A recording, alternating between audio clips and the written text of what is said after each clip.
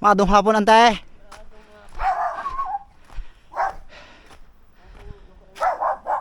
Kapilay.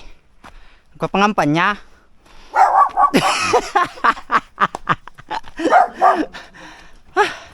Arlay ka naka-estarantay? Nagkakatuyog ka talaga, Arlay? Ano ang call? Ay, so magsabasod-sod. Ay, si JB, pagkura kami. Ay, bihira yun. Ay, paano kang rotube? Source ituber, Arlay. Ay, kuha, napasal kami kang ama, nagkag-inomon na sa masudot, di ba Ha? po? Pagkatukaron niya kara. Ay, ato nga, yan tapos ng sanag-sanag. Manra. Pagkarugay akong taga Masadya, uya ako nakapaalis sa lugar ng Kalingasing yan. Nakasuorle sa... Ato nga, ni kinawan ka na, ay, pagkalipot kayo. Hindi ka nga patpa, no? Ano? Tagpat pula. Napakatagal ko ng taga dito sa Maisutong Baybay at ngayon lang ako, napakatagal ko na dito sa lugar ng Masadya at ito ay nasasakupan namin. This is my first time na makalapit dito sa parola na yan. Huwag maingay.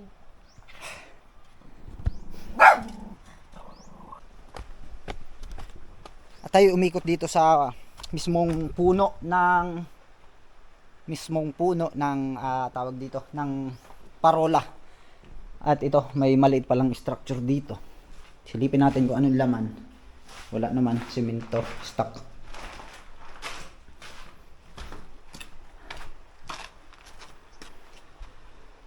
Wow. Itong sakop na to, ito yung nasasakupan ng sanctuary, registered sanctuary ng Sibali Island. At dito yan sa Barangay Masadya. Only in Sibali Island.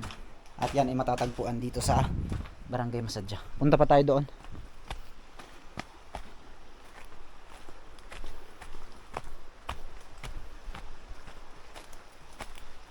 Wow.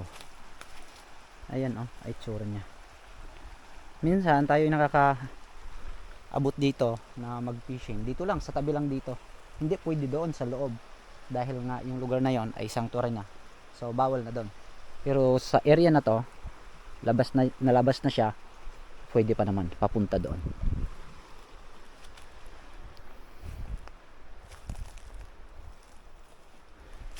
Let's go, drone.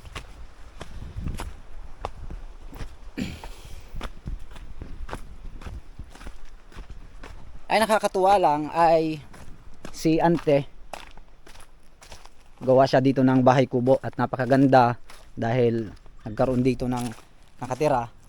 At yung area, yung daanan papunta dito ay dahil nga may nakatira, ito ay nakatulong para yung daanan ay maging maayos at madaanan talaga ng maayos pag may mga pumupunta dito.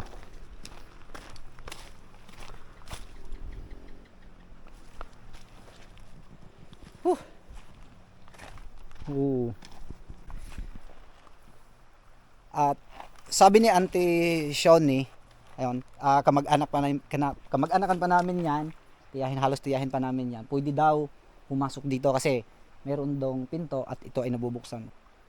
Sabi niya ay pwede daw. So, puntahan natin, pasukin natin, nang makita natin at malaman syempre.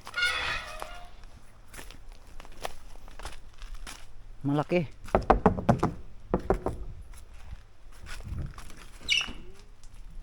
Ay, ito pala ang laman. Oh.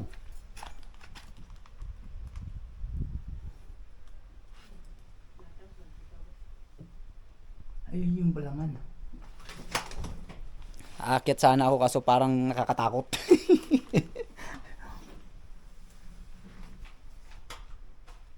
Ayan oh.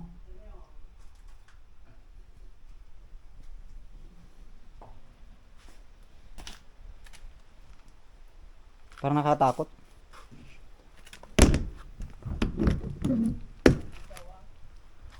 Yun pala yan.